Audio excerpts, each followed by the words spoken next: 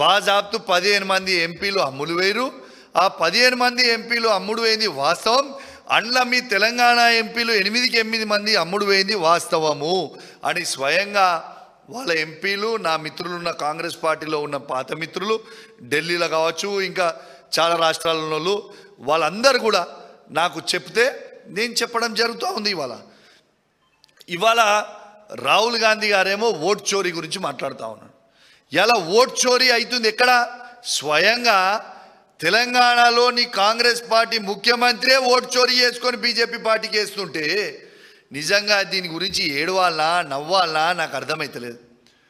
ఇలా రేవంత్ రెడ్డి గారు మీరు స్వయంగా ఇలా ఈ ఘనత అనేది రేవంత్ రెడ్డి గారికే తగ్గుతుంది. ఎందుకంటే ఇలా రేవంత్ రెడ్డి గారు స్వయంగా సుప్రీంకోర్టు జడ్జి, మాజీ జడ్జి అయిన సుదర్శన్ రెడ్డి గారిని మోసం ఎట్లా చేయబుద్ధి అయిందయా నీకు అని నేను అడుగుతా ఉన్నాను.